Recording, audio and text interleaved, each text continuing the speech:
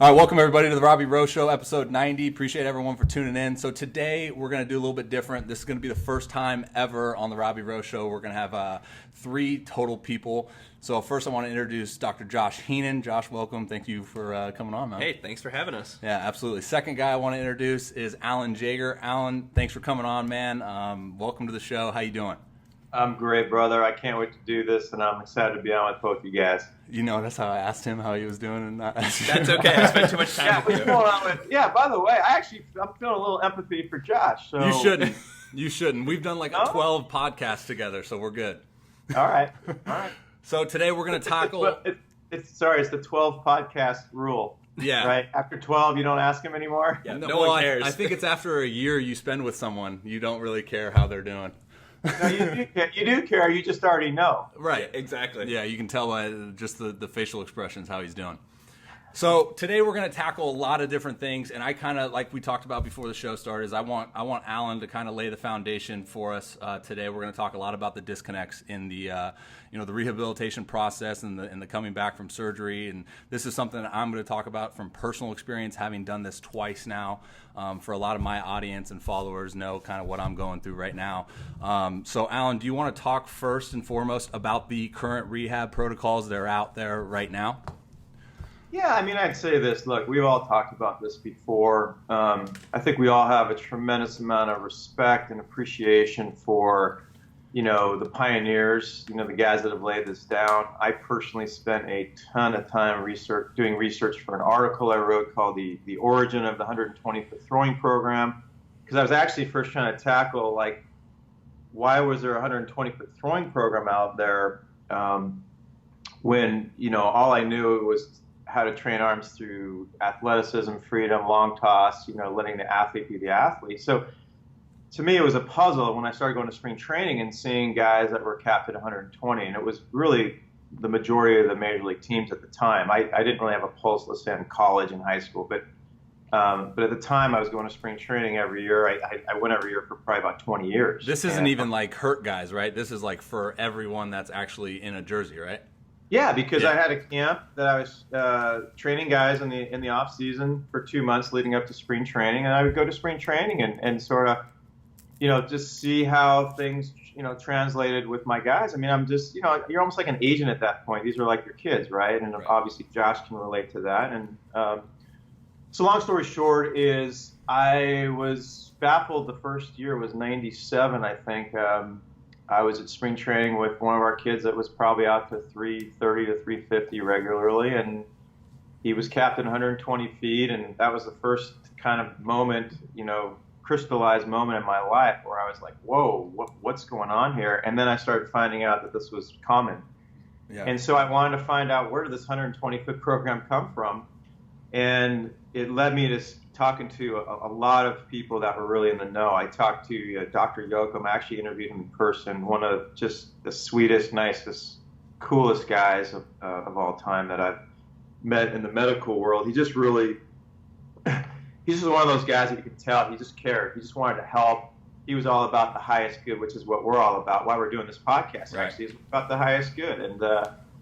And so I interviewed Dr.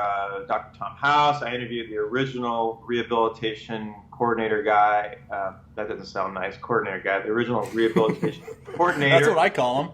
And at ASMI, I always met, is Greg Wilk, right, Josh? Yes, Dr. Wilk. Yeah, Dr. Wilk, and I interviewed Dr. Wilk.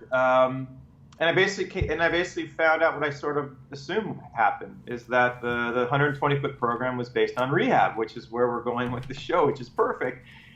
And so that was my first sort of aha moment.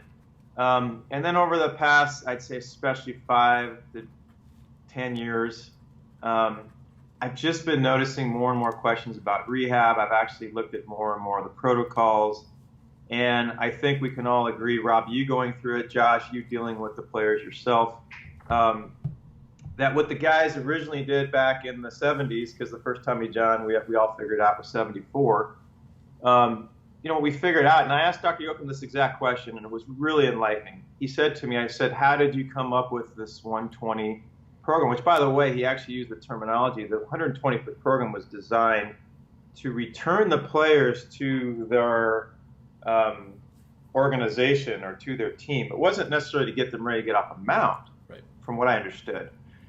But the point is that when I was, kind of picking his brain, this whole idea of this 120-foot program was something that they did their best to bring in athletic trainers, physical therapists. Obviously, they were doctors, and they brought some baseball people, and this is what he told me. And I don't know if they used the traditional progressions and workloads from, let's say, a knee surgery that was, traditional rehab. But he basically said we created a rehab program based on putting a bunch of minds together in a room, and obviously using other historical, perspectives of probably other surgeries. And they came up with this 120-foot progression, which we all agree the basics of it are great. There's a lot of conservatism in it, which we're all feel strongly about, with just healthy arms, getting them in shape from scratch. So I feel like the intent was really good. It was very, very conservative. I don't know, there's like a 3 to 4 month window of really gradually getting out to 120 feet. The beginning stages of it. The beginning, the post rehab work, Right. what's called the return to throwing, right? The interval throwing program is called ITP, right? And again, I would say the first 3 to 4 months or so, I have to look at the exact notes, but let's say, Josh probably knows the answer, but let's say the first 3 months, you're kind of working your way out slowly to 120 feet. And I'd say for the most part, it's good in the sense that it's very conservative. I don't know why they picked 3 days a week. I don't know why they picked the amount of distance and the amount of throws per increment. And I'm not here to debate it because I don't have facts on another way of doing it, because our system is based on listening to your arm. Yeah. And being really in tune with just letting your body dictate what it wants and your arm what it wants. But Right.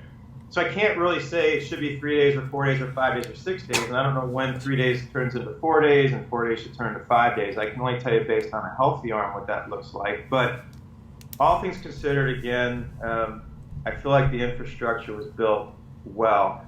I think where my major concern is that once the athlete gets to 120 feet, and again, it's all based on, well, what did they do pre-surgery? We don't know if are we talking about a 9-year-old or a 5-year major league veteran, right? But regardless, is when you get to 120 feet, for an athlete that was used to throwing, let's say, 300 feet pre-surgery, or 350, or even 250, the question becomes, at 120 feet, why are we getting guys off a mound at that point? And I understand that their intention is to get guys off a mound incrementally, right? Not throwing with full intent. In fact, the rehab protocols will say throw with 40% effort or what have you. So, and later on, I'm sure we'll get into what perceived effort is versus real effort. A term I learned from Glenn Fleisig, Dr. Glenn Fleisig, by the way. Still some respect. Who I love and is just awesome. And he's done a lot for the community, too. What's that? He's done a lot for the community, too. Glenn is a rock star. I love Glenn. But we'll talk later about perceived effort, I'm sure, too. But to try to tie this thing together so that we can actually all talk here, the end point is probably this. There's other things I know we're going to get into, but I think my main takeaway is this. At some point when you get to 120 feet, I believe 1 billion%, that was 1 billion, not a million, 1 billion% that at that point you need to now let the athlete become the athlete. Usually these protocols, understandably so, they want you to stay in your mechanics early on. I know Randy Sullivan would probably differ a bit on that, in the idea that we sort of want to start challenging, maybe the rigidity that might be in the arm and the body. But no matter what, whatever you do up to 120, let's start to free up the athlete. Let's make sure that whatever mechanics you supposedly may have needed to stay in, let's start to let go of the mechanical pieces, because now you got 3-4 months under your belt. You're well conditioned to some degree, but let's now start letting the movements happen, the freedom of the athlete open up. Let's start taking away any idea of quote unquote mechanics. Let's start getting into variants of release points, starting to get angle on the ball, uphill, the stuff we love with long toss. and let's start to build volume and conditioning, also conservatively. And I've told players going through rehab, look, when you get to 120, you probably need another 4 weeks to go from 120 to, let's just say, 300 feet with still no intent, no aggressive downhill throws. Right. This is only uphill angular throws to get range of motion, and of course to activate the legs and the core and all that good stuff. So I would just say that would be maybe the starting point of this conversation with regard to rehab. I know Josh is going to have a lot of great input. I know you from, doing it yourself. My goodness, what great feedback. Well, that's what I was just going to talk about when you talked about that 120 is like from a player standpoint, from a guy like myself who was at 400, 420 before surgery.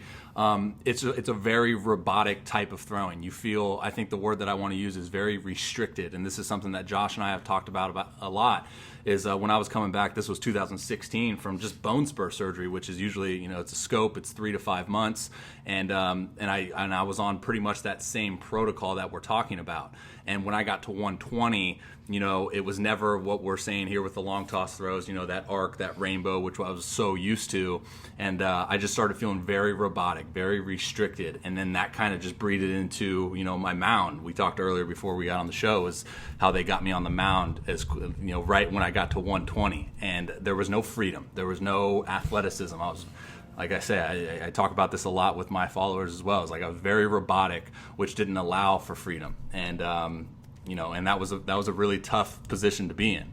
So that's from the player's side. I'm sure you can kind of attest to that as well from your experience. Yeah, absolutely. Well, I would just say this in a nutshell. And Josh, I would love your, kind of your feedback from your perspective of taking the players through the, the post, the post-surgery, protocols and ramp up and sort of what you've witnessed from maybe players that have done it the 120 way, the traditional way, and players that you've had a chance to work with. But I think to Robby's point, I always think in terms of when I think of that linear sort of more robotic movement throwing program, I immediately just think of, and maybe this is just a visual in my head, but I just think of everything being tight. And that includes the area that was operated on. Yep. So in a way, I almost feel like if you have this sort of robotic, tense, tight sort of mentality, and then you go to the mound, even if you go to the mound at 40% effort, like it suggests, and you slowly build up off the mound, and I think they have it right, and they're doing the slow progression off the mound as well, but the main piece that protocols are missing is, okay, you got out to 120, even if it was a bit robotic, let's free up the athlete, let's get the conditioning going, let's bring out the athleticism, let's get the core and the legs involved, right? Let's do that slowly too. And then at some point, let's start to get off the mound and then start to ramp up and get that ball going. Absolutely. Josh, what do you got? What do you got on that, Josh? No, I completely agree, and I think an important caveat at this point is we definitely don't want to overstep any bounds in terms of where the doctors are coming from, and understand that anybody that's listening to this, whether they're parent, coach, athlete, we are here to guide the process. And when we have someone that goes through surgery, they've already had a traumatic event and they've had to have that reconstructed.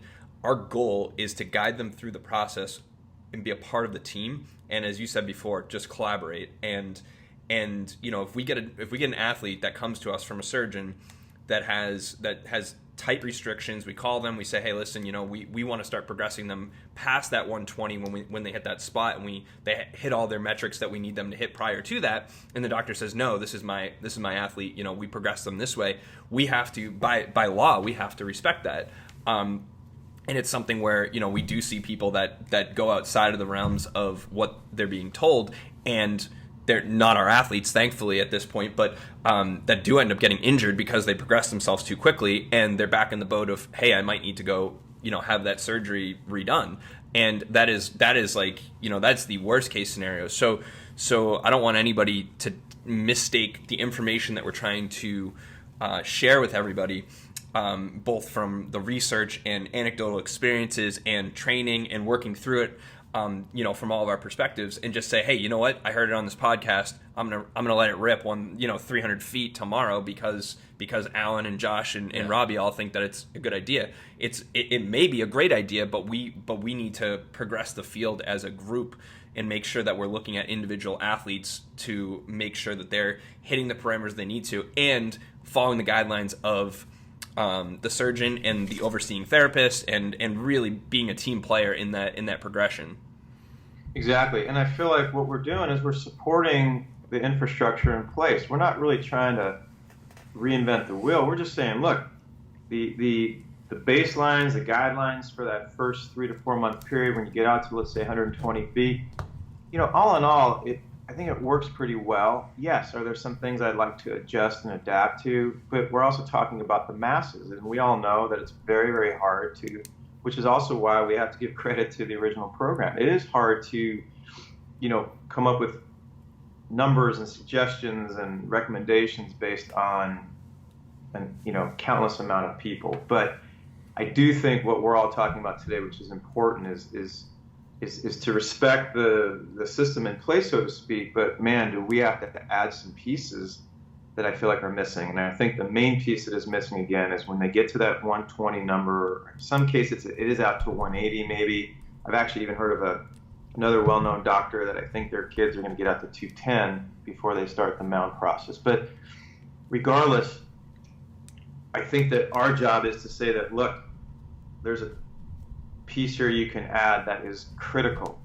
To me, it's a game changer to your rehab process. And like you said, it may be the difference between rehab and being healthy and rehab and doing rehab again. It's that simple. I've actually put a tweet out more than once that it basically said, if you want to avoid doing another rehab program from your rehab, you might want to read this article, that Origin of the 120-foot program article I wrote, because there is a sidebar in that article that talks about rehab. And the main piece I talk about in the rehab is like, look, no matter what, follow the guidelines that are in place.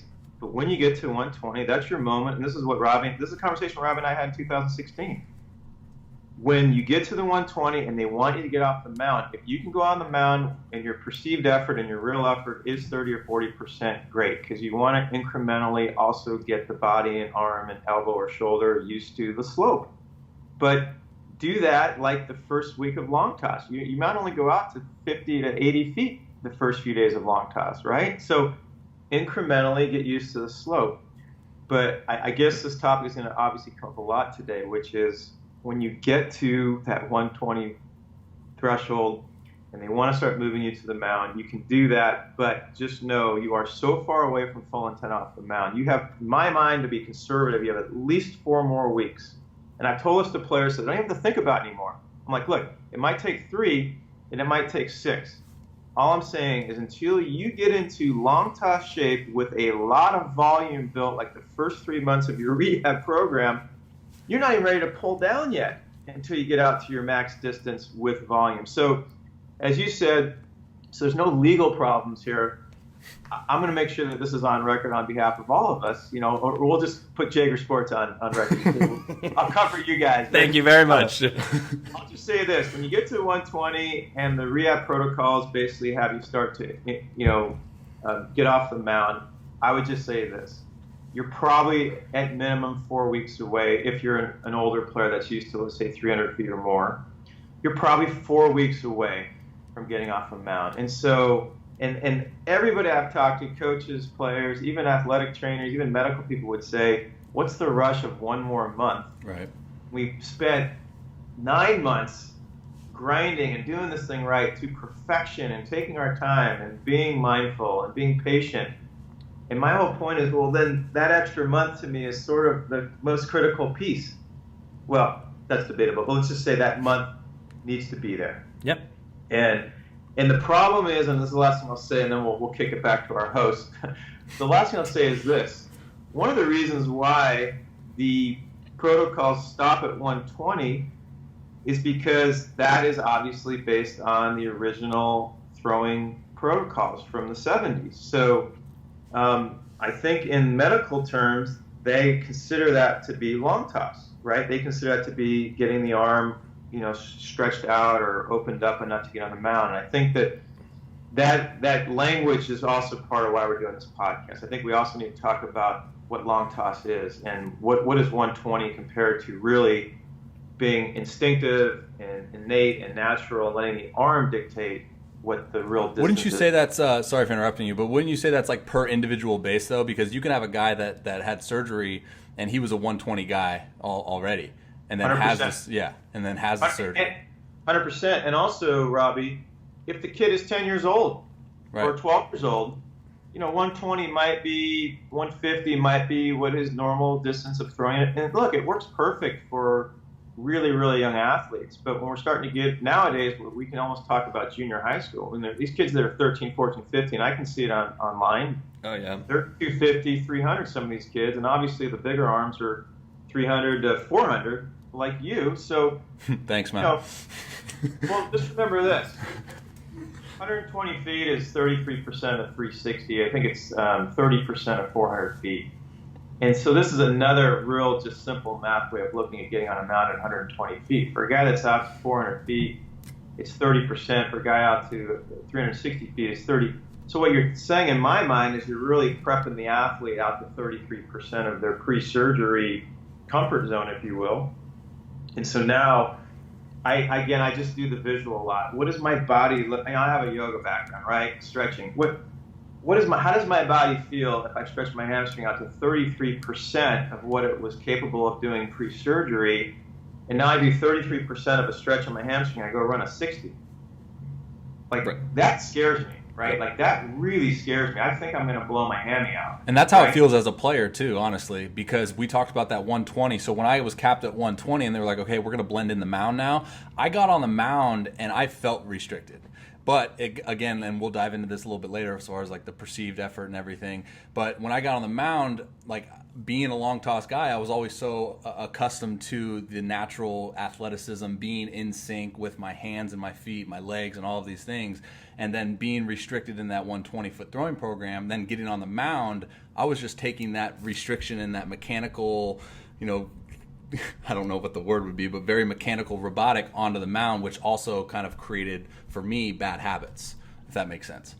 Well, that was something I know Josh can comment on too, because, and again, I'm going to bring up Randy Sullivan's name a lot because he and I have talked a lot about this, and he just wrote a really great article. I'll link all of this in the show notes as well for my audience for listening. Okay, great. Well, I know Josh and I, this is something we've talked about too, about just, and I know Randy is heavy on this, and obviously I'm heavy on this. It's not just, you do a great job of building the base, conditioning in a conservative way. We all agree that at 120, you actually have a good base, right? You've done it for 3 or 4 months. And so in a way, they've done a really good job of setting the tone. But now we have to talk about not only freeing up the athlete, because you've been very robotic, so to speak, at that 120, but we have to talk about what is that freeing up the athlete?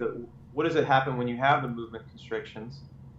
And now we're putting the athlete back on the mound, and they've spent 4 months doing these real movement constrictions compared to what they're used to doing, the athleticism and the freedom. And so maybe, Josh, I know from your background, this would be a great angle for you to comment on. Yeah, so you've mentioned about how Randy talks a little bit more about kind of challenging the, for lack of better words here, the integrity of the UCL and really just getting the body to adapt the way it needs to because we are going to become what we adapt to. If we take a cadaver UCL, so a UCL in a non-live human being, and we challenge it, it can handle only about half to about a third of what we're going to put on it on every single throw that we output with high intent.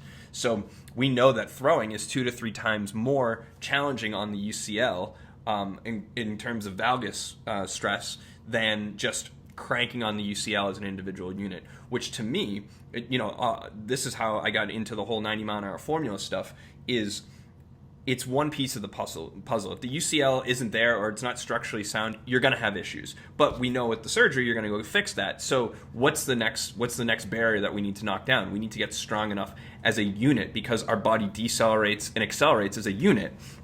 and through our testing and some of our research, which we're trying to get published in the next year or so, is we found close to a 100% decrease in UCL surgeries for those that can reverse lunge 1.5 times their body weight.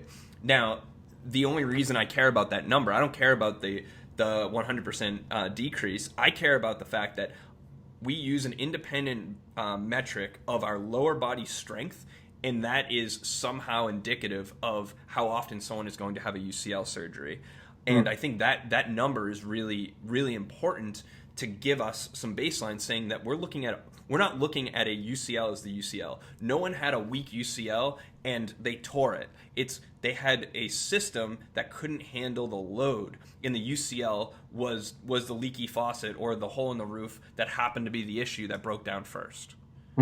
So Interesting. So it's all about a system, and I think, and I read the article that you sent me that Randy wrote, and it's really well done, and I love the idea of challenging the system and challenging the throwing earlier on in the process. But the way we look at it is, we have 4 tiers, and the first tier is, do we have optimal biomechanics? So can we challenge that person to pass their orthopedic tests just based on them on the table? Like, do they have pain in their UCL post-surgery when we're challenging that valgus stress? If you do, then we probably shouldn't be loading that pattern, because they're still in pain, they're still in that recovery phase. And we also looked at that optimal biomechanics. Can you just stand and move in time and space without compensation? Robby, for instance, pre and post-surgery, had significant cervical rotation deficits. He could not move his neck without massive compensations. Which, if you have a lat that is hanging on by threads and part of it is torn off, you're going to start to compensate in other areas. So that's an easy thing. So before we wanted him to have a ball in his hand, we wanted to make sure that he had proper movement of the function of each individual joint in the body, and then allow them to move together. So that's my first level of, like, hey, are they cleared to move as a good moving human being? And then the next level is where I would look at, like, the 90-mile-an-hour formula stuff. So we're looking at our lunge, we're looking at our chin up, we're looking at our deadlift. Where those are not the only tools we use, but those are the ones that I've seen time and time again that challenge the system, both muscular and neurological system, to say, hey, you have enough load tolerance of strength, size, movement quality to handle these movements that are going to overlap structurally with throwing on a mound. I have guys that come to us 18 weeks out of UCL surgery and can't fully extend their elbow. That is a massive, massive issue, because you haven't fixed the structural issue that we need first. And a lot of times the doctor's orders, depending on the surgeon, is going to say you can or cannot deadlift, you can or cannot chin up, you can or cannot do lower body exercises or upper body exercises post-surgery. Well, I deem that as a huge liability, because we want to load the system the best we can. And if you're 2 weeks out of Tommy John surgery and you're in a brace and your lower body is healthy, I don't see any reason why we can't load that in many different facets without ever having to load the surgical site, without ever having to compromise the integrity of the surgery or anything like that. So then, making sure that we have the foundation of volume tolerance on top of good quality movement as a human being. And we haven't even talked about throwing yet. And I think that's the thing, is, like, with Robby's case, I'm really excited about as he progresses through, because we nailed that first thing. We worked on optimal biomechanics, optimal movement mechanics for a very long time, and he had a lot of asymmetries that were red flags. He had a lot of issues that were not comfortable for me to let him progress, and he hammered through them. Then we built that strong foundation of movement, size, strength capacity, and then we start teasing in the next 2 layers, which the next 2 layers I have is what I call optimal authentic throwing mechanics, and then the next one is throwing volume tolerance. Optimal authentic throwing mechanics, in my terms, and it's a term that I hope will catch on more, and I'm going to write more about it, is when we see someone in the gym and they deadlift, let's say 135 pounds, if their max deadlift is 400, 135, 225, 315, 375, 400 pounds, those movements should be darn close to the same as one another, because you're not changing the movement, you're changing the load. And if you change how you move due to the load, you don't have authentic strength and movement capacity to handle that load. So what I love and what I've always loved about your long toss stuff is go by feel. And for me, I want to go by feel and by perceived exertion and by actual video and see what's happening. If we have a guy, Robby and I have a joint client that actually sent us a message earlier today. He had an 89 mile an hour run and gun, and he sent me a note, and I said, hey, why don't you add a counterbalance to the front your front glove? So he put a 2-pound ball in his front glove, and he hit 96 on his next throw. Wow. He has a trunk stability issue. Now, if we're gonna, if the optimal authentic mechanics were on par for this athlete, we could be able to give him a 1-pound counterbalance, 2-pound counterbalance, a 6-ounce ball, a 9-ounce ball. Anything is going to allow him to then replicate those mechanics, because we're not asking him to move differently. We're asking him to move different weights. And ask for different trunk stability components and all of these other factors, which is what I love about when you talk about expanding and feeling your arm and feeding your arm and getting it long, and then doing your pull downs and then getting off the mound. Those are all different capacities, and we need to be training those capacities at many different levels. And then the last piece, as I talked about before, is building up that throwing volume without fixing your biomechanics, having a good amount of load tolerance, without having authentic mechanics that you can replicate. Throwing volume we're asking for issues if we're going to add throwing volume to any of these capacities that aren't optimal yet, and we need to treat each athlete very differently. Robby was somewhere between how many weeks or months do you think you were delayed in your throwing program according to the actual protocol that was written for you?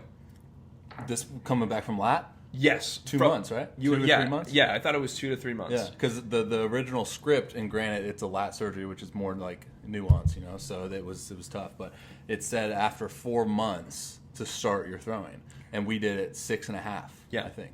And now the nice thing about Robby's progression is there was a couple of red flags that he wasn't feeling good when he was moving through a chin-up. He wasn't feeling good with some other motions.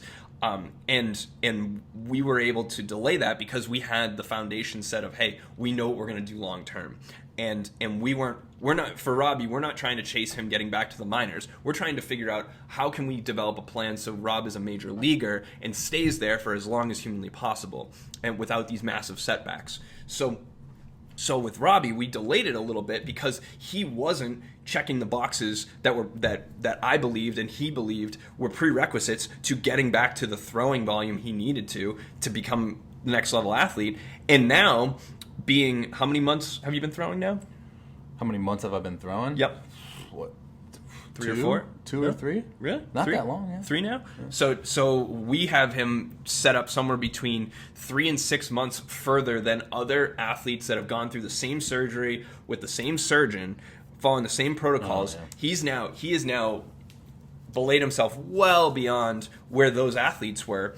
And not that it should be a compare Robby versus the other guys, but we know that had we gone back sooner, he would have had some red flags that we may have expedited and created long-term issues or short-term issues that would not have led to his long-term goal. And I think what Randy does well, in my experiences with his work and athletes that we have shared in the past, is he's talking probably in generalities of like, hey, we need to load that area, which I completely agree with. But he's, as a therapist and a strength coach, he's already laying the foundation for everything else as a prerequisite. And I believe someone like him, myself, and a lot of the other guys in the industry are looking at it in terms of building those foundations first. And we see them as prerequisites, where a lot of other other people in the medical space or the throwing space are looking at them as like other entities. Which is huge, because I think that's one of the reasons why I love talking to people in your field, you and Randy and Cressy and people like that, because I guess at the end of the day, I am so focused on the return to throwing from an arm perspective, from an athletic perspective, from a range of motion perspective, from a slow build, into endurance, into good conditioning, eventually getting off the mound slowly and surely.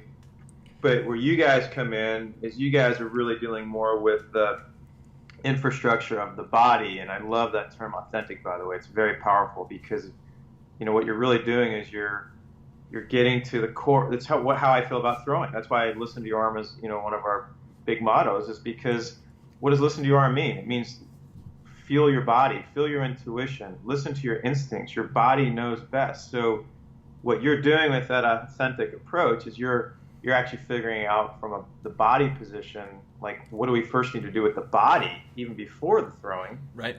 And so to me, these are that's why this podcast I think is going to be so helpful, is because we're talking about both these major pieces, right? We're talking about getting the body right, getting the arm right through this process, yeah,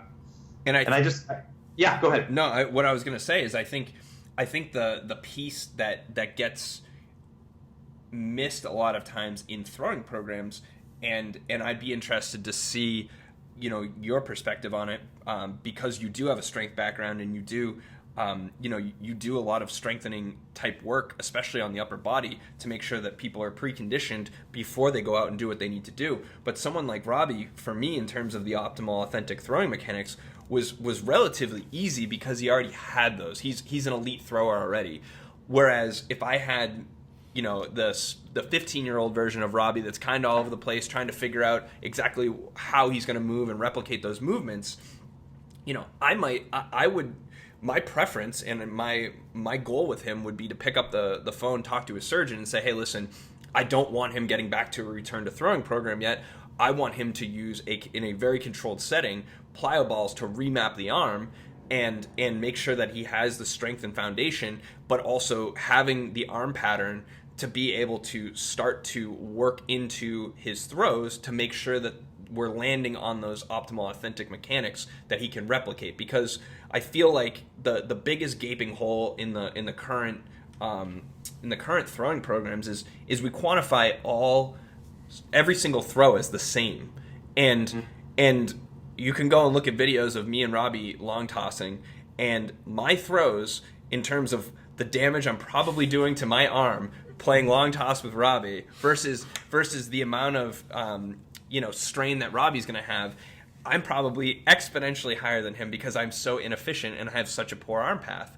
Whereas, if I'm following that program, it's going to say that my throws are equal to his throws, and that's damn well not true. He's 6'5", 230 pounds, and I'm 5'9", 175. They're very different. I have one word for you, by the way. Fungo. Sounds like my dad. I don't know if he could swing it, though. We'll have to figure that out. Yeah, I had a guy once, probably my biggest long toss guy ever. He was probably pushing 400 feet, and I had a glove. I might back in the day with roll get close to 300 feet. When I really wasn't in great shape, but good enough to at least But 300 plus. You got to throw on turf so the ball rolls. Well, yeah, that or concrete, right? But it was the glove in the left hand, catch the ball. I actually had a batting glove under my hand too, by the way. Catch the ball, drop the glove, fungo piece, and it worked like a charm. And then when he got back to about 250, I started pulling down a little bit, and it worked out great. But listen, I think that what I love about this podcast is that what we're really doing is we're exposing some situations. We're really bringing to light, what can you do? I think we're all about the highest good. Look, at the end of the day, this is simply about, from my 29 years of experience, your background, Josh, Robby, your background, your playing experience. I think what we're all trying to do is just say, look, we've all done a lot of studying. We're all very intimate with this field. We all are very passionate about this field, and I think that people just need to hear that. Look, just when you get your throwing protocol on a your packet, to just know that yes, it's from very reputable doctors, and we know that they do a great job with the surgery and the post-surgery stuff. But I think what we're trying to say is there's another massive piece coming that they do a good job of maybe getting into 120 from a throwing perspective. I know, Josh, you would say, and I'm sure Randy would say, that piece also, though, before throwing, there are some, really important things that need to be addressed as well. But look, I think that the best thing that could come out of this is that it provides some awareness, I think is the key word for people. I want people to be able to come to this podcast and say, okay, wait a minute, I got my protocol, okay, great. This stuff makes sense to me, but I did go to 300 feet pre-surgery.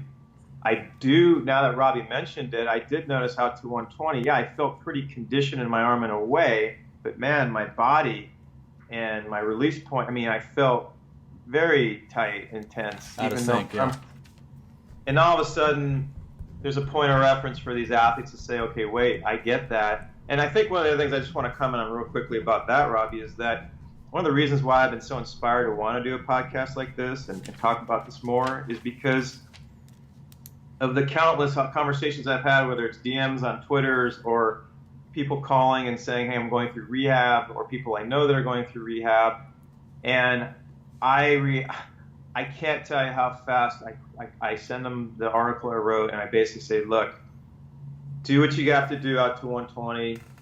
The therapist, everybody's doing their best to make sure that, you're as prepared as possible. But when you get to 120, I'm just saying at that point, when they want you to get off a mound, with deep, sincere appreciation, thank your physical therapist, thank your rehab people, and just say, okay, now I've got, and this is maybe the most important point I'm going to bring up today. At this point now, I need to listen to my arm. I don't know if it's 4 days a week or 5 days a week. I don't know if I'm going to go up to 130 tomorrow and then back to 110 the next day, or take a day off. But all I know is that I'm now going to listen to my arm because I'm in good enough shape. I've spent 3-4 months of doing very light conditioned throwing, which is great. Now it's all about truly getting in tune with your arm and your body. And again, this does not have any, I know this is, Josh, your whole piece is just another whole massive piece that people really have to address too and look at. But from just the throwing perspective alone, my goodness, that 120 piece out to whatever, again, I can't say this enough. Just plan on it being another 4 weeks. It might be 6, it might be 3. Like you said, look, you delayed your throwing 2.5 more months. And I would say this too. I asked you, and you've been throwing now 2 months. You're out to 400 feet, and I asked you if you were penning it for a separate reason we were talking about, and you said no. That excites me because what you're telling me is that no, I'm at my max distance, and I'm maybe even building volume at my max distance, or I'm putting more days together with my max distance, but I'm not even in shape yet to get off a mound. Think about what that means to me based on this whole conversation today. That's exactly where I want the athlete to be, whether it's 400 feet or 270 feet. It's learning the hard way too. Right, but you are now officially at a point where if anybody had any type of surgery, and this includes Josh's stuff as well, you are now in a powerful position to dramatically influence that person's rehabilitation process. And not only that, put a lot of the best insurance possible going forward in their career. As Josh said, that you don't want to just return and be a pretty good pitcher, but you want to come back and be an animal and maybe have a 10-year, 15-year, 20-year career in the big leagues, whatever it is. Yeah. And I just feel like the current protocols, I know they've done a good job of, again, setting the foundation up, but I just think that this is what we're all talking about today. You know what's tough too, man, is like everyone wants answers and absolutes. And yes. I know from like a lot of like my clients and people that reach out to me on my social media, it's like, hey, how many throws should I be doing at this distance? What is my set amount of reps and set amount of sets for this? And it's like, and I think I piggyback off what you talk about a lot, man, is like there's no set right or wrong answer. I think the biggest thing that we can get from this podcast is like identifying, what it is going to be for you as an individual. Because like I touched on earlier, is like I've come across guys in my career, played with multiple guys that that throw freaking 110 miles an hour that cap it at 120. And then I've met guys that throw 400 feet and throw 100 miles an hour. So I think it's about identifying from an early age what is going to, Josh touched on this too, is like what is going to put you in the best possible situation for you to be the best possible, pitcher or thrower that you can be. And I think a lot of people that are too quick to think or ask for, the answer of, hey, what should I do? Like, what is the answer? Like, only the athlete's going to know that. It can't just be on a piece of paper, in my opinion. If I can just Josh. No, you got it. I want to piggyback one quick thing, and then Josh, it's all you, brother. I think because of the standard protocols that have been around for 45 years, as we all know, there are increments of 40 feet to 50 feet or 50 to 60, right? We know there's a certain amount of set throws that are based on, their best estimation. But we all know that these protocols all have hard and fast numbers that, again, they don't intend it to be that way. I'm sure they write stuff and at the beginning like, hey, these are suggestions. But as you said, Robby, there are usually numbers and distances associated with your throwing. And that's why when you get to 120, the average athlete, not only are they encouraged to start getting off the mound, but even if we just said, oh, no, keep going, well, they're going to look for numbers. Mm-hmm. They're going to look for parameters, right? And I almost used the word, when you were talking, I'll tell you the word that jumped out at me, discovery. When you get to 120 and you've done the parameters correctly, and like we all keep saying, it does the job to at least give you the base and all that good stuff and be conditioned well. Now it's time for you to discover, okay, now I need to figure out what does my arm want to do each day. Forget about distance, forget about allotment of throws. Just let the arm breathe, let it stretch out, let it do what it wants to do, and start integrating your athleticism and start creating variance in your body and variance in your release point. And just do it the same way you did the first 4 months. Just do it slowly, and your arm is your body, your mind, your arm. It's so smart. It's going to tell you after 4 months a very intimate relationship with it and the protocols. Connectivity too, yeah. And so discover from 120 on out, what is it? Is it another 2 weeks to get to 300 feet? Is it another 6 weeks? And then once I get to 300 feet or whatever that magic number is, do I want to build more volume before I start pulling down? And then you have to integrate the pull down phase also slowly, right? Like maybe your first few days of pulling down are 70%, 80%. And that might take another week to build up to 100% of pull downs. And then we can argue, sorry? I said I haven't even really pulled down much yet. Right, but at some point you will, and it might be 3 days, it might be 2 days a week, and then it might be 3 days a week, and then at some point you'll be ready to integrate some 80%, 70% off the mound, even though you're probably 100% ready to go off the mound. Right. But you'll integrate that slowly. That's why I say 4 weeks to me. It's probably, to do it right, it might be more like 6 to 8 weeks. And maybe players don't want to hear that because they've spent 9 months already. But it's big picture. It's not the here and now. I think that was a disconnect for me too. Is like I felt good, because I did have the surgery and I wanted to do all of these things because you want to get back to throwing. We touched on that before we started the recording. Was like it's no disrespect against a player to want to get back to being game ready. So they're antsy to get going. So when someone says, "Hey, get on the mound," you're like, "Let's freaking go, man!" I know you wanted to. No, you were saying everybody wants absolutes, and I think the one absolute that I know we can agree on, probably all three of us very easily, is that where you want to be needs to be, it can be a movable absolute, but that needs to be in your foresight, and where you are needs to be understood, and then figure out relatively where are you compared to your goal. When we have someone come into us as a senior in high school that's trying to get picked up in October, we are training and we are doing some different things with that athlete because they basically are at the point of like, hey, if I don't get picked up in the next 6 weeks or the next 10 weeks, and I'm going to go into my senior season without an opportunity to playing at the next level, I'm going to hang it up. Yeah. And if that's really where they're at, then we need to approach that differently because that case is very unique. Mm-hmm. Whereas, someone like you that says, I don't want to just get back and be able to throw a baseball. Like that's a foregone conclusion. I'm going to throw a baseball. I want to be able to throw at the highest levels with consistency, without pain, without these hiccups in my career. And if I do have any hiccups in my career, be in a better position so I can recover from them quicker. And understanding where you are and where you want to be is really important. For those people that are listening that are familiar with Westside Barbell is arguably the strongest gym in the world. They knock out powerlifters left and right, and hold world records all across the place. And one of the things that I look at in terms of relatives and absolutes with our throwing programs is I look at long toss, run and gun, pull downs, mound work. They're all pieces of the puzzle.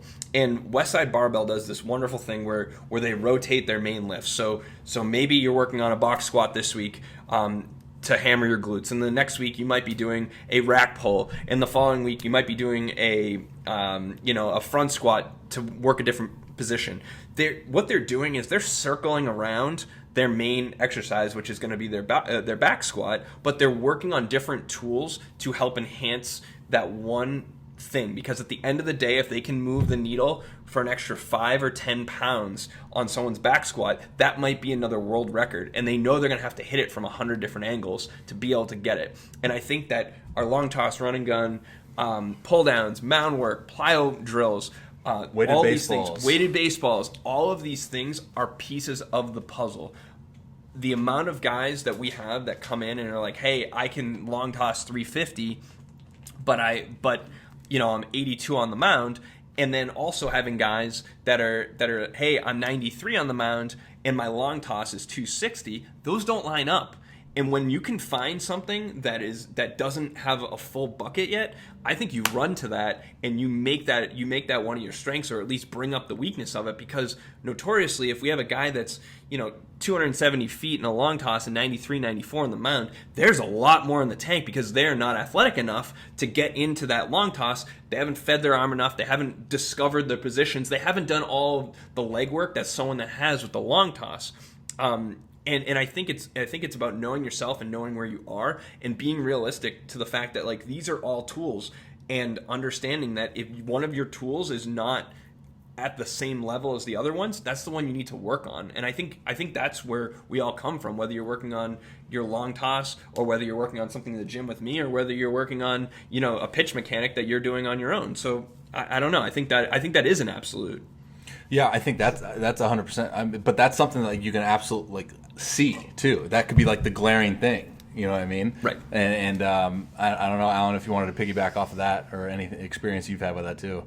Yeah, I love, the first thing I thought of is I heard Ron Wolforth use this term a while ago, blending, diversifying. Yeah. But let's face it, well, look, in yoga means loosely union, right? So you're trying to fill out the entire picture, right? You have to, even though it's about throwing, it's like, well, how do you have restrictions in your left quad? I mean, your left quad being tighter than your right is obviously going to affect your throwing. And so I love that you brought that piece up, because there are so many parts to this that, yes, we're talking a lot about throwing and obviously a lot about your authentic ideas as well for the body, which are all awesome. But let's face it, there's a lot of things you have to look at. So that's another really good point you brought up. So when you're talking about rehab, you have to consider there's a lot more to rehab than maybe just even the two main pieces we're talking about today. There's a lot behind that as well. I do want to comment also on one thing you said that I thought was so important, is that when I do with athletes that are going through rehab, here's what I tell them. Something along the lines of what you were bringing up, Josh. I tell them, erase the dates. Forget the future dates. All they're going to do is get you in trouble. Now, you gave us an example where, look, a kid may come to you and say, look, I may hang out this might be the end of my career. It's worth it if we cut a few corners and I get 85% back, because it's either that or I'm going to school and I'm not playing baseball anymore. And I get it. So you're like, okay, we'll do the best. And just to clarify, we would not do that with a rehab case. We would do that with a healthy athlete that says, "Hey, listen, I'm 87 now. I need to be 92 for a showcase, otherwise I'm screwed." Okay, we may push it a little bit in areas we wouldn't agree on, but I would never challenge the integrity of a surgery or potentially destroy someone's career off of something like that. Yeah, you don't want to get them re-hurt. Yeah, exactly. Well, even in your example, I felt like you meant that even a post-surgery guy, you would still treat it with integrity to where the kid would be healthy. He wasn't going to get hurt again, but he's like saying, look, either get me back in 4 months instead of, I know it says 3, or I'm just going to hang up my career. And you're like, okay, as long as I feel like you're healthy enough. But my point is this, whether it's a rehab arm or a healthy arm, I've always defaulted to this comment. I think it's one of the most important things for an athlete to hear. Erase the dates, forget about it. Because we've all dealt with players that something's going, and this includes just the buildup from a throwing program for a season that starts in March. My point is this: I just need to know what steps do we need to take to get you in the most animalistic beast mode shape of all time. I don't know if that's April 1st or June 1st. You have to get that out of your mind.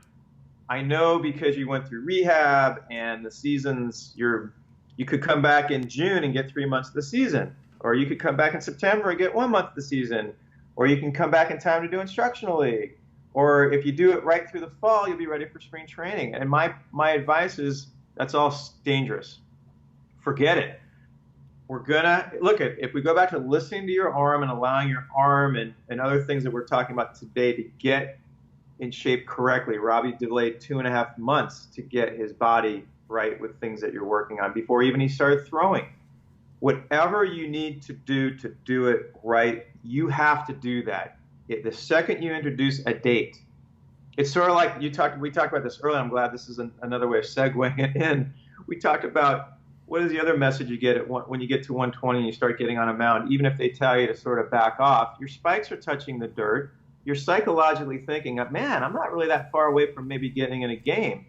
The adrenaline kicks in, right? I mean, anybody that's been on a mound knows that it's just, or any sport, the adrenaline's going to kick in. You actually feel good. You've been doing 4 months of very slow build-up. So your arm is actually in relatively good shape. And so to me, that date I'm just glad this has come up because this is something that always comes up with me with athletes, healthy or not. You have to eliminate the dates. Look at this is straight mental game now. Eliminate the future. Get back to the process.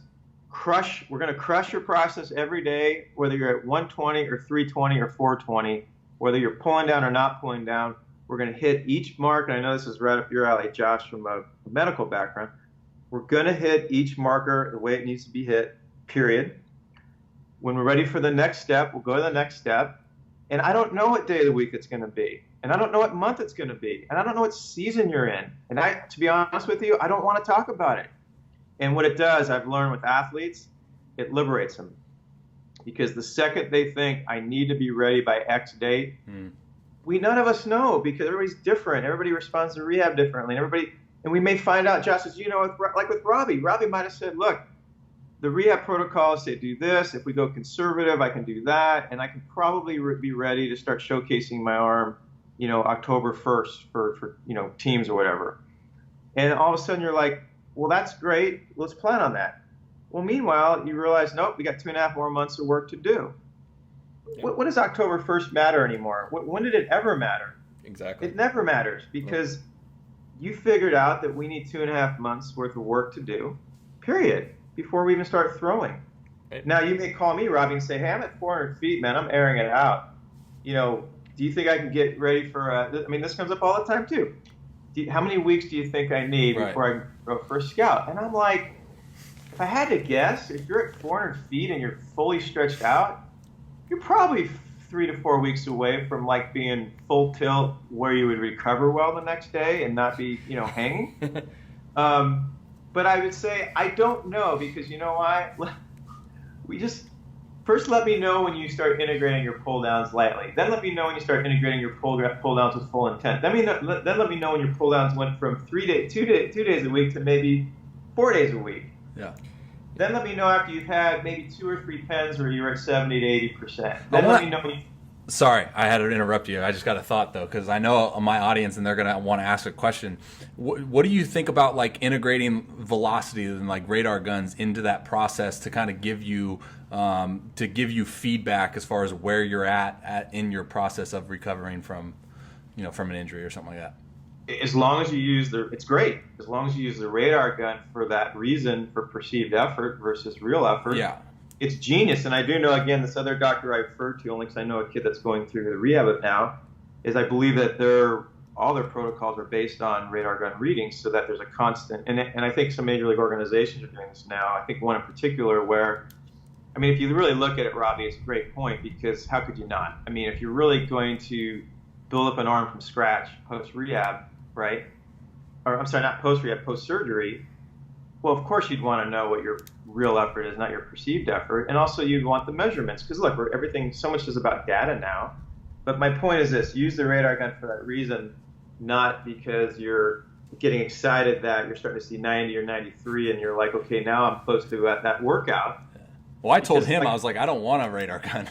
Well, and I told him, I was like, no radar gun. And this is the funny thing, because I'm glad you jumped in and said that. So, in the therapy world, and even in the training stuff with my staff, we always talk about managing expectations, and that's the same thing that you're talking about, erasing the dates. I'm all for having a target and a goal and knowing what we need to do, but we look at things as can you do it? Can we hit that checkbox and then move on to the next one? Because we're building a house and a foundation or a pyramid. We're not just throwing stuff together. And I think, for the parents and athletes and coaches and strength coaches and therapists and anybody that's listening to this, if you are in this situation, whether it's yourself or one of your athletes or your child, the best time to get going on this stuff and really making sure that you're going to set yourself up for success or set your athlete up for success is before the surgery happens. So when we have a situation where we can reach out to the surgeon before the surgery and say, hey, what's going on? What are your thought process on this? How are you going to attack it? And usually we end up doing that either right before or right after, because we want to hear from them how the surgery went. Any findings that they may have that's significant and which may influence how we're going to rehab them.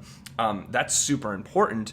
But it's also a good time to set the tone with everybody, and basically, we've taken with our UCL stuff, with the permission of the surgeons, what we do is we basically have two protocols. We have what the surgeon has as a protocol, and we verify that the surgeon says we can modify it if we want to based on our own findings, and we say, all right, this is where the surgeon wants you, and this is where we want you. And we have check boxes which will say, hey, listen, you need to be able to do this, this, and this, and then we're going to start to, allow you to load your elbow a little bit, and then we'll do this, this, and this, and then we'll add in some reverse throws, and we'll keep building on those things. But we're now managing the expectation of, hey, Robby can long toss 400 feet. When can he pull down? Well, I don't know, because he hasn't pulled down. And I don't know what he's going to look like on the mound, and he may feel like crap on the mound because he still isn't used to going down the slope.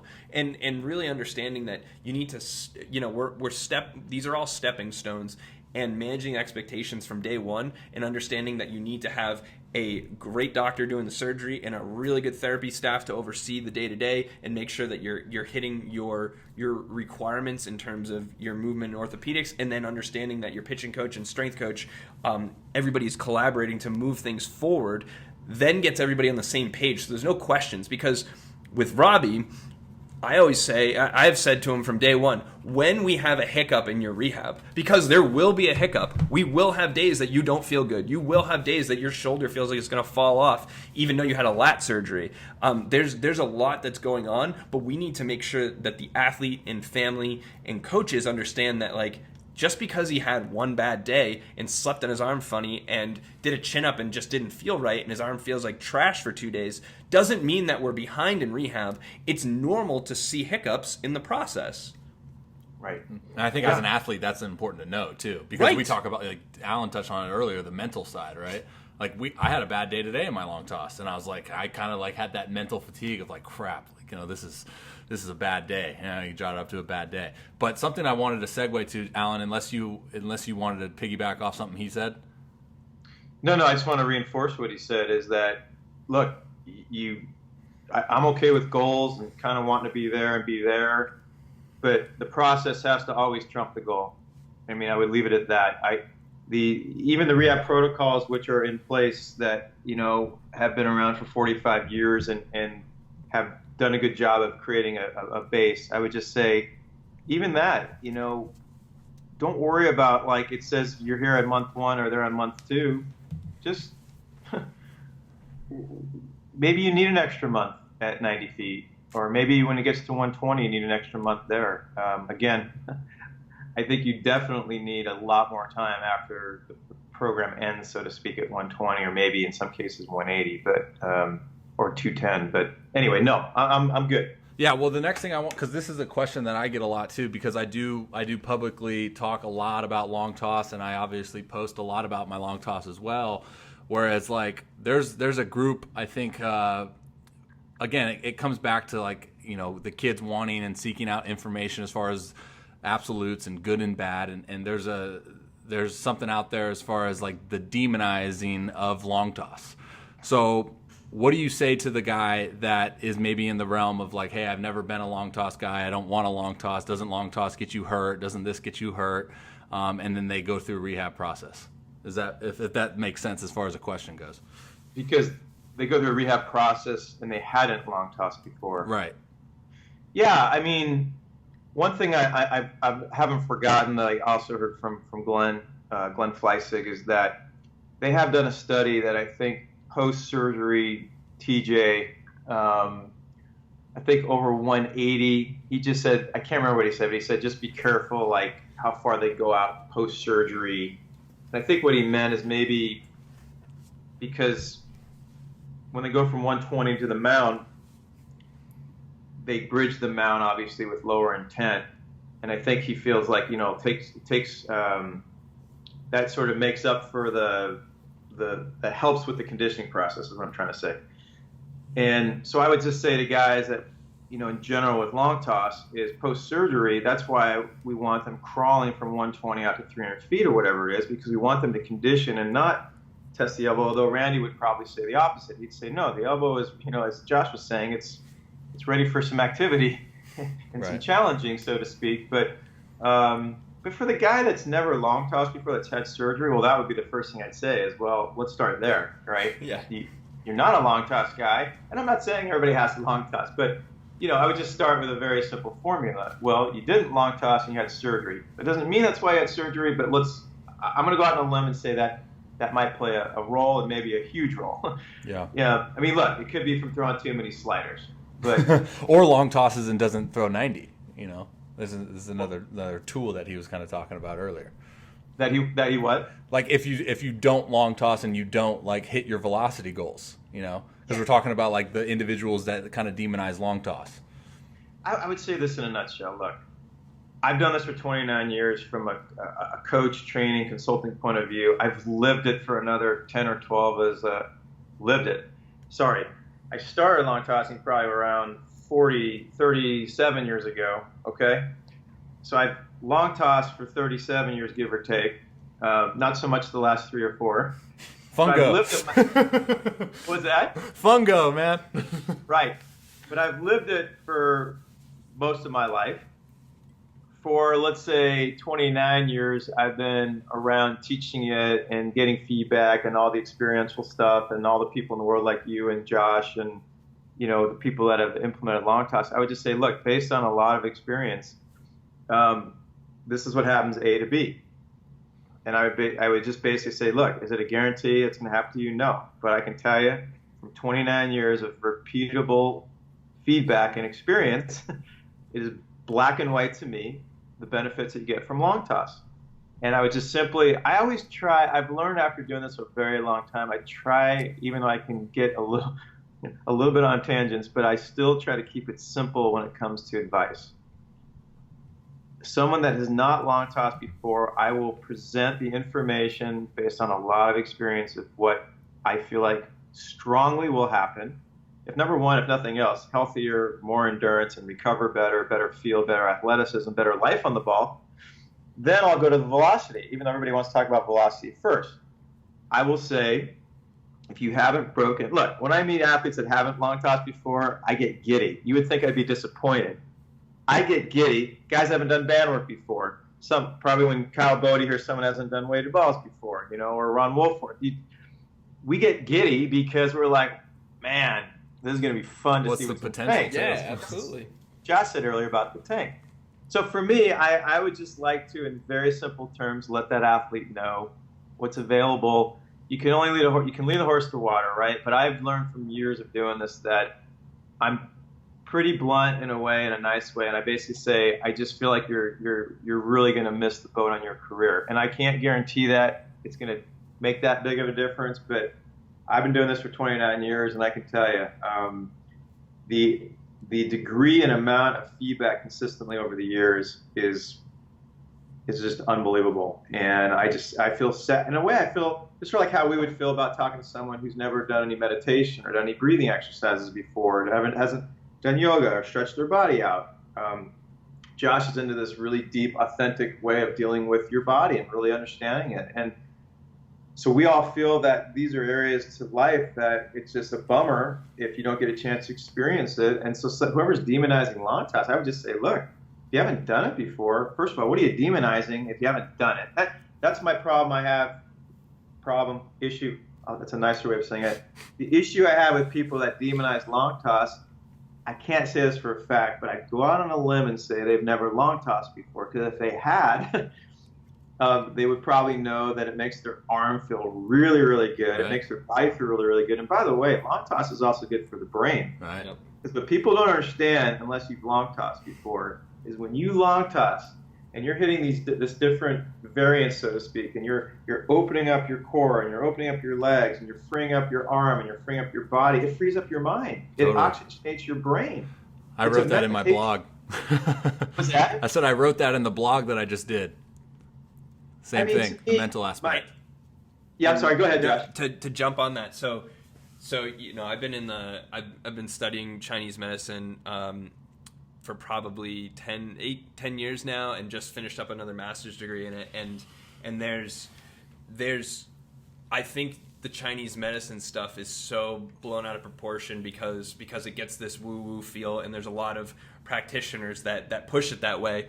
Which is not the way I look at it. I look at it as a way to innervate the neurological system and teach the brain some different things, and seen some pretty profound things. The thing that acupuncture respects, the thing that our screening process respects in the clinic, the thing that long toss respects, the thing that yoga respects, is challenging the nervous system and basically finding that white space or that gray space that you currently either don't have access to or that you haven't had access to in a while. And I think challenging that gives you a better neurological input to figuring out where you are in time and space. And with our younger athletes or our 27-year-old athletes that are having some serious issues with their body, they struggle to crawl. Easy, man. They struggle to crawl in the gym, and it's actually really funny to see at times because you have these big, strong athletes that can't utilize their body. And fundamentally, I have an 8-month-old who's like about a day away from crawling at this point, and fundamentally he has the mechanics down, but he doesn't have the stability. And my wife is like, hey, let's get him up, let's put him in a walker so he can bounce around. And I'm like, whoa, he hasn't earned the right to stand up yet on his own. Make him earn it because neurologically he's going to develop more. And when we have athletes, the greatest cases we have are guys that shoulder elbow pain and it's been on and off for a very long time, and they can't figure it out. I put them on the ground. I say, hey, I just want you to reverse bear crawl from here to the next 10 yards or so. Take your time. Whatever you need to do to get there, go for it. And they get stuck. And they're like, I can't do this. And I'm like, yet there's 9-month-old babies that can crawl around without an issue, and you can't. There is a neurological disconnect there, and I think it's something that happens when you are challenging time and space and using different dynamics all the time. And that's what I love about long toss, because getting on the mound is great, and few things in this world feel as good to a pitcher as being on the mound. I can attest to that. But long toss, it's something different because you have to fight many different things and a lot more athleticism in different positions, and you're then finding those positions, which is, I think, everything that you, me, and Robby really believe in. And I think a point you made too that I love is that idea of space. And I think that is one of the most beautiful gifts of long toss is that, I keep using the term like athleticism and instincts and feel. But I think that those all come out of that idea of being in space, because when you're in space, you have to feel your way through it. And whether it's neurologically and or physically, or it's obviously physically, but it gives you an opportunity to tap into your higher intelligence, so to speak, right? And I think that would be another point, by the way, Robby, to people that would demonize long toss. I'd say, well, first of all, I think you're going to miss probably the most important thing that people focus on today, which is velocity, even though we know it should be health. But they're going to miss out on a lot of velocity, number one, with long toss. But two, the other thing that they just don't get until they do it. We all get it when we do it. And if you don't do it, you don't get this. That space factor, the feel, right? You having to introduce your body to all these different increments, right? All this different variability, right? And to me, that's an athlete becoming an athlete. That's tuning into the parts in you that are undiscovered. I love that word discovery that I used earlier, and I like applying it now. Your long toss is about discovery and feel and intuition and neurologically, as Josh said, tapping into some areas that maybe are just dormant, right? Mm-hmm. Wake them up. Hey, how are we doing on time? I got one more thing I really want to hammer on, if that's okay. I'm good. Okay, so I'm good. Alan, you touched on data a little bit ago, and I think as we progress in the technology within this game, obviously everyone, it's kind of more mainstream now, the data analytics of everything, and now we have kind of systems put in place to give us the absolute as far as like, well, what is the valgus stress on your elbow? What is this kind of doing? And this was something that I won't name names, but a previous organization that I was in kind of went on as far as like, should I throw this amount today, or what is my data from this show for this day and XYZ and all that. And I think that's where you start getting into like, oh, well, we shouldn't do long toss and we shouldn't do flat grounds because the valgus stress on your elbow shows that it's too extreme and that puts you at risk for injury. So I kind of wanted to just open up the conversation and kind of hammer that, because that's something, those are questions that I get too now that I'm kind of publicly posting more about, I guess I can just name the company, Modus Sleeve, who has the sleeve that shows the stress on the elbow and all that. I've been getting more and more questions about, well, should you do that type of throwing if the data that you get back is in a negative connotation? I don't know if you wanted to start that. No, let Alan. No. Well, I'll let Josh handle the medical part of it. I'll handle, as I like to, the field part of it. And by the way, shout out to Will Carroll. Will is love Will. He's just this awesome. Will with Modus, right? I didn't deal with Will. I dealt with I thought his name was Tyler, but yeah, well, whoever it is they're great people. I love what they're doing. Well, Will Carroll, at Injury Expert, for those of you that are on Twitter, Will is awesome, and Will's working with Modus. Anyway, my take is I'm going to go the field part. I'm going to let Josh, he can do field too if he wants to, but I'll let him handle more of the valgus stress and the physiological side of it. Look, I'm going to always come back. I'm going to always default to feel. I'm always going to default to instinct. I think that data it's sort of like what's happening now at Launch Angle, or what's happening with all the data being used in professional baseball. There's definitely a place for it. I think it's definitely could be useful. I think the day we put our instincts in front of the data is a dangerous day, because to me, it's the cart before the horse. And I think my answer is really simple. I would say that use stuff like Modus Sleeve and use data. If you're getting physiological feedback that things are happening to your elbow or shoulder, I think we have to respect that, and I think that we can use that to our advantage. However, how many days have athletes gone out to throw and their arm didn't feel really good, and maybe they want to shut down, and if they just stay with it, all of a sudden they have a magical throwing session, right? Right. So I think that there's a little bit of danger in the idea of relying too much on the data. But I think, look, use the data, but default to your instincts, because your instincts are your instincts. Your body is so smart. The higher intelligence of your body is going to speak to you and use the data is my short answer, but not to the point where it trumps your instincts. And you let it dictate what you're going to do. My arm, look, no matter what data I have today before I go out and throw, I can look at the data, I can keep it in mind, it can help prepare me and be mindful of what I'm doing. But if I go out today and I throw and my arm says, you know what, I don't really feel like 300 with pull downs today. I got to about 180 and I could tell my arm was a little sore from my pen yesterday, but I don't want to come in after 40 throws like maybe the data might have said. Right.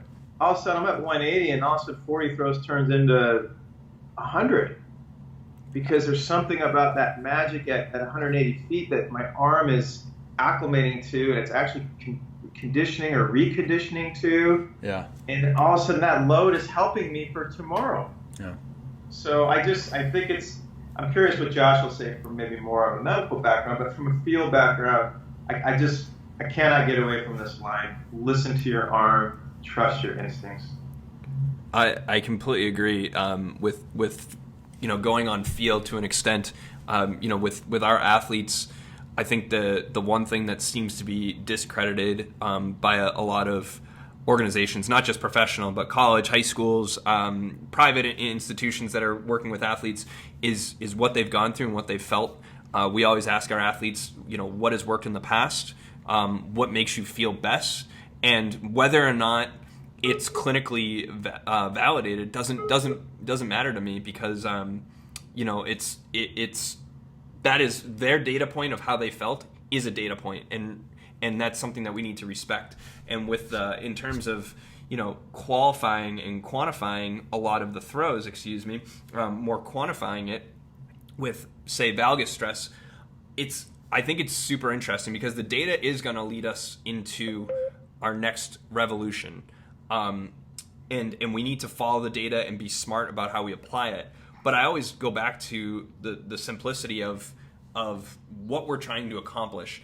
And there's some really good. Modus has put out some good data on long toss, for instance. And there's arguments to be made.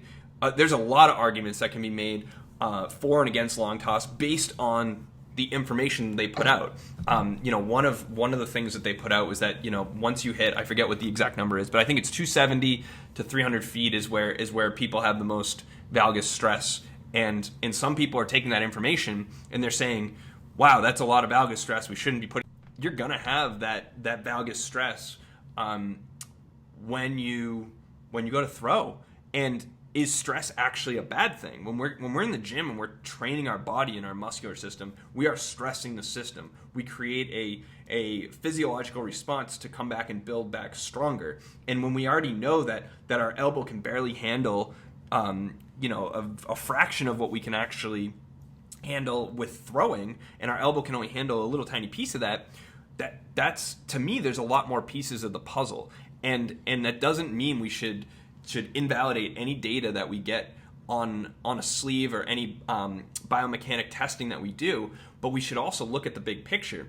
If we're looking at Robby and Robby's twin brother, and they both throw 400 feet, but Robby's twin brother can't do a chin up and can't touch his toes without back pain, that is a very different human being that we're working with than Robby. If he can deadlift 400 or 500 pounds, crank out chin-ups with no issues, and reverse lunge 1 and 3/4 his body weight, we're looking at different athletes, and to say that one metric is going to move us all forward is going to be tough. But when we start to collaborate and put them all together, they're really going to paint a nice picture. And I think that using something, if Robby came to me as the athlete and said, hey, whenever my Modus sleeve says this, and this, and I have this much valgus stress, I feel crappy for the next 3 days. And I've noticed that over the last 6 months.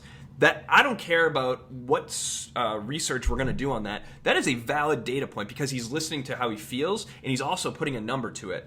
Now, that doesn't mean that we should only look at that number, but it's an important piece. And I think it's about painting that big picture and figuring out what is going to be the metrics that you're going to be able to use to help illuminate the best pieces of your career and the best pieces of your throwing program, and transition to the mound to minimize your chance of injury and increase your chance of optimizing your performance. Mm-hmm. No, I couldn't agree more with that. And I love that you brought up that idea. It goes back to perceived effort. I love that you brought up the fact that people jump to the conclusion right away that stress is a bad thing. And I know when I wrote my article on the origin of the 125th program, another person I forgot to mention I interviewed for that was Stan Conte. Stan has done so much in this field from a research perspective, and he was the first guy that actually used this terminology with me. He said, because I said, well, the studies that ASMI did in, I think, 2000 and, well, it might have been 95 was the first one, and that they originally came up with the concept of valgus torque and stress on the valgus and all that. And he was the first guy that said, well, why does that mean it's a bad thing if there's stress? I mean, that's part of how, that's what training is, right? I mean, you introduce some stress, right? And then so on and so forth. So I think that goes hand in hand with perceived effort. What is stress? What is perceived stress? What is real stress?